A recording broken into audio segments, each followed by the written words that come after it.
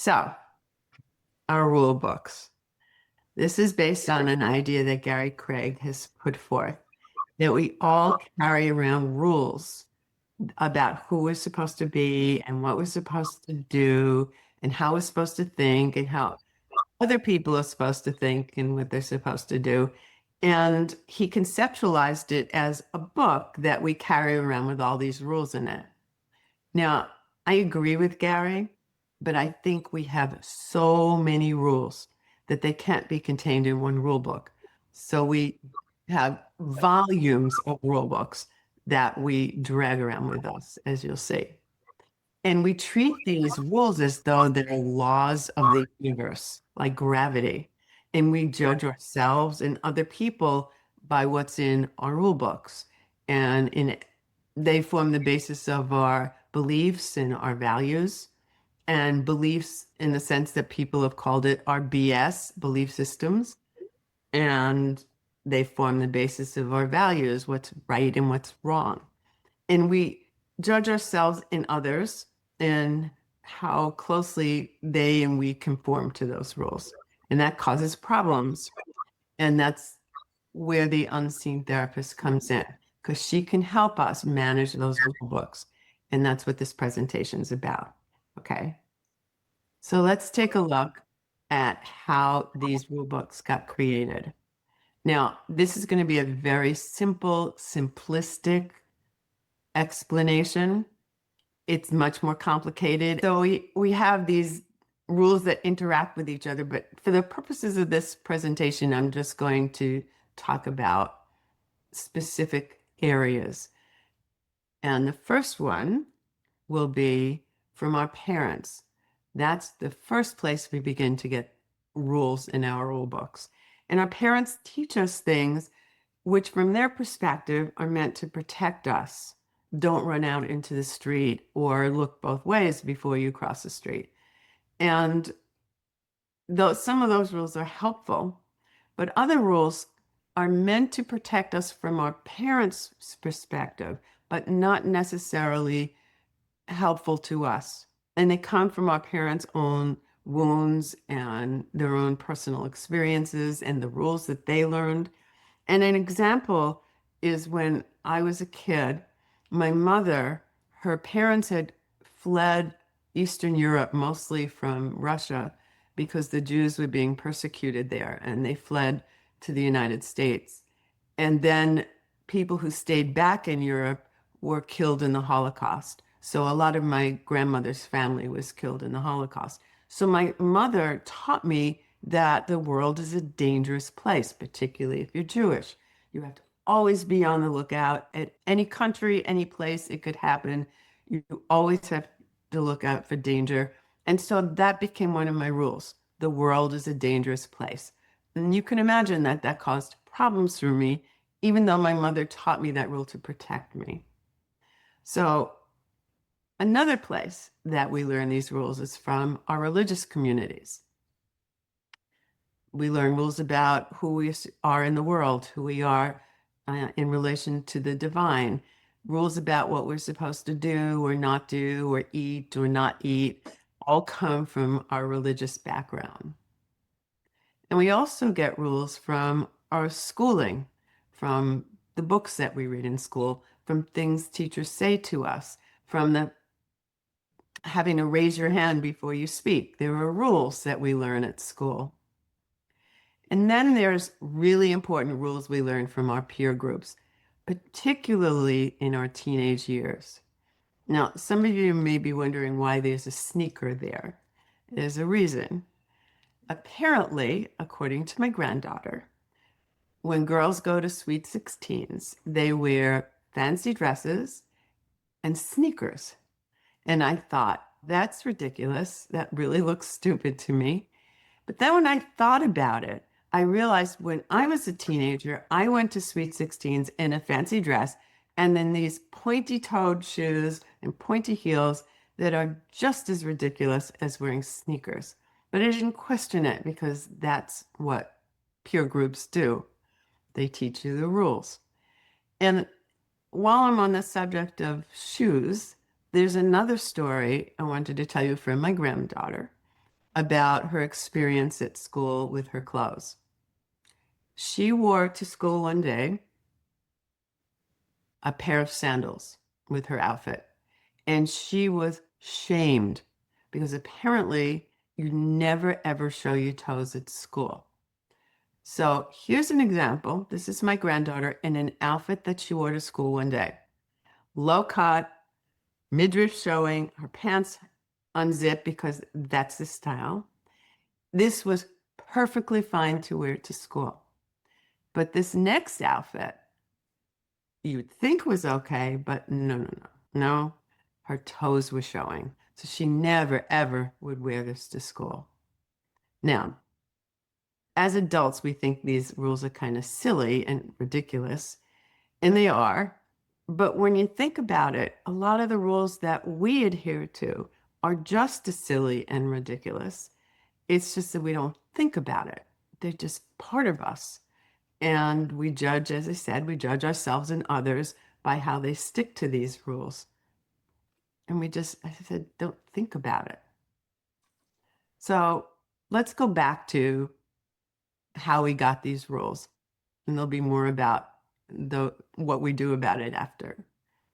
So we also get our rules from our social environment, from social media, Instagram, TikTok, or at least kids do, from TV and movies and everything in our social environment.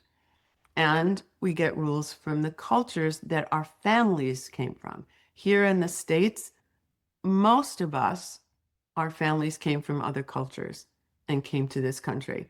And you bring with you the culture that you come from. It gets passed down to generations. So there are some cultures where children, girls, are not supposed to get an education. Other cultures where it's really important for girls to get an education. But there are rules that get generated. And then we sometimes make up rules based on our own experiences in life. Like, for instance, she hurt me becomes a rule, I can never trust anyone.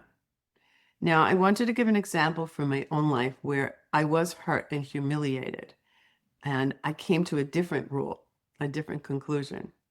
And in that example, I was 5 years old, and some two older girls on the block on purpose shamed and humiliated me.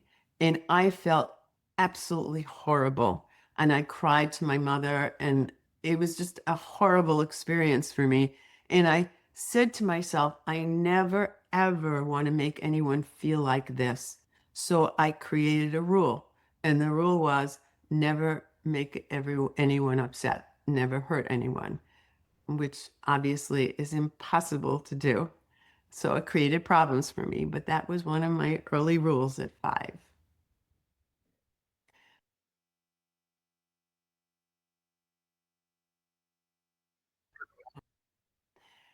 We have many, many volumes that we drag around with us. One is the Book of Mad, the things that make us mad.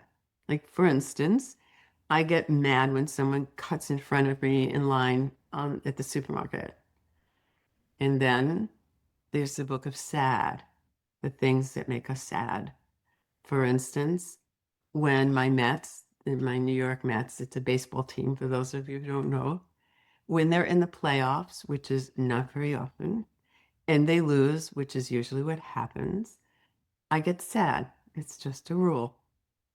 And then we have the biggest book of all, the rules of love.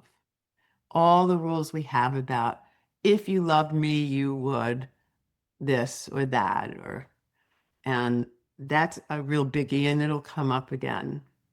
So we drag these rule books with us everywhere we go.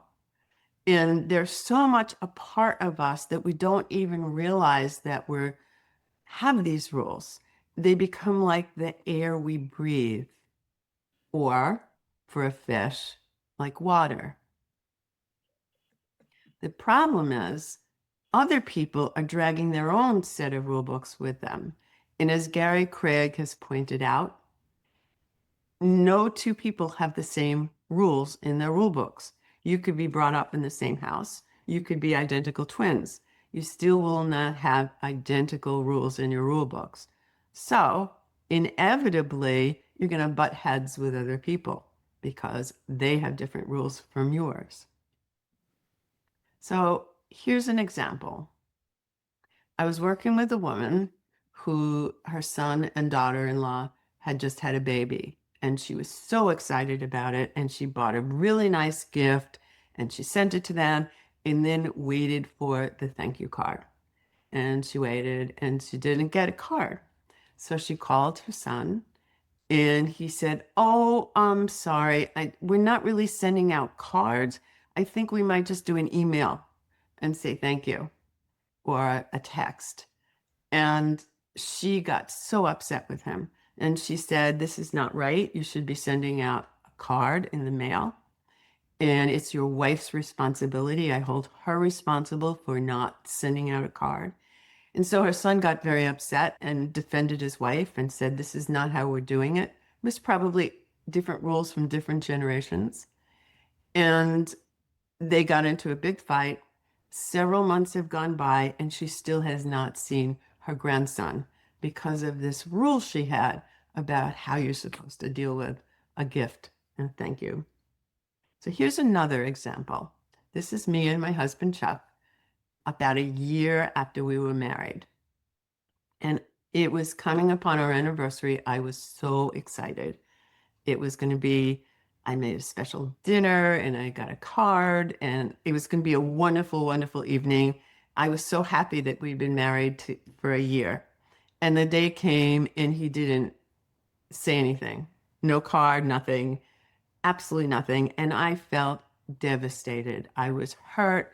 I was angry. I was confused.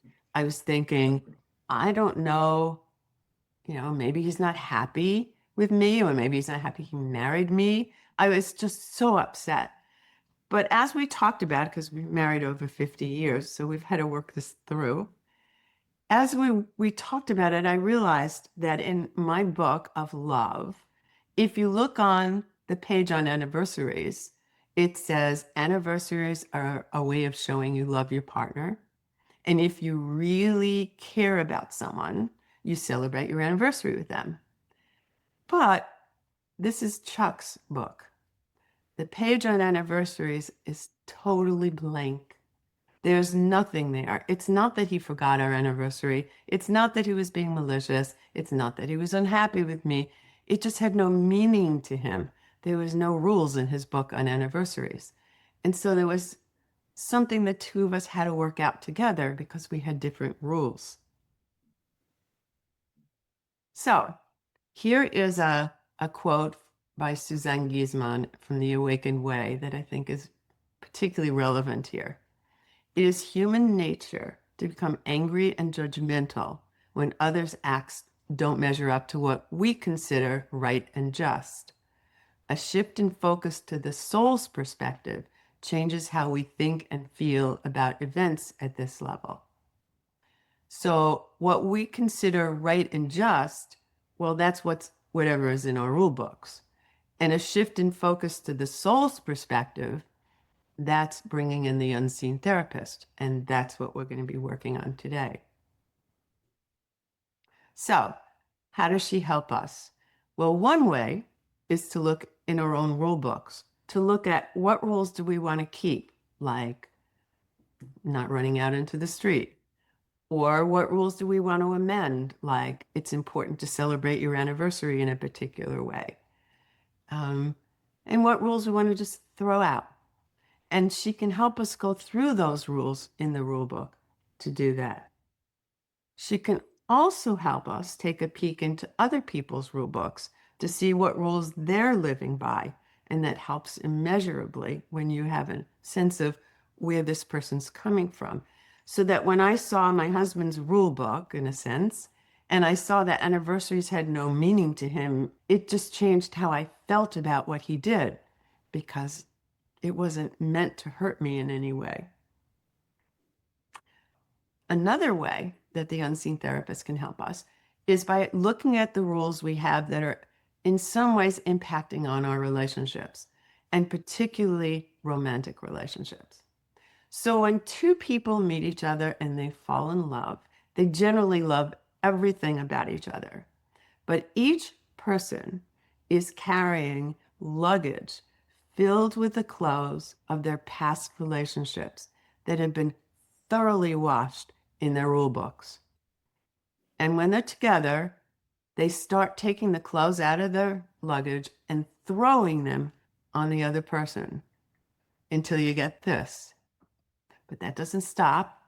They continue throwing clothes until eventually they have this. And you can't even find that person you fell in love with. So where the unseen therapist can help us is taking those pieces of clothing off the other person, piece by piece, until eventually you can see that person that you fell in love with. Another way that she can help us is the rules that we have create our view of the world. So since I had a rule, the world is a dangerous place, and it was instilled in me at a very young age, no matter where, I was always looking for danger. That's all I would be doing. I wouldn't be enjoying the beauty. I'd be always on the lookout for danger that would be there. So she can help us become aware of the rules that are interfering with us seeing clearly, and eventually seeing things through her eyes, seeing through the eyes of love. And then when you see through the eyes of love, no matter how barren the landscape may be, you see things differently. The other thing I want you to keep in mind is that whatever rules you have in your rule book, none of them are set in stone. They can all be amended, changed, thrown out. So my goal in my life is to have one thin volume for a rule book. And in that book, there's only one rule. It's said to me over and over and over again by the unseen therapist. All that matters is love. And as long as I keep that one rule in mind, everything else falls into place. That's really all that's needed. What we're going to do today is look in our own rule books. Next time, we're going to look in other people's rule books. Today, we're going to look at our own. And we're going to ask, are there any rules I can throw out? Like going through a drawer in the kitchen or somewhere else that's been filled with junk and overstuffed, and you kind of have to prune out the things you don't need anymore. We'll ask, are there any rules that need to be amended or adapted to my newer understandings of life? And finally, we'll ask the unseen therapist how to help us revise or throw out outdated rules.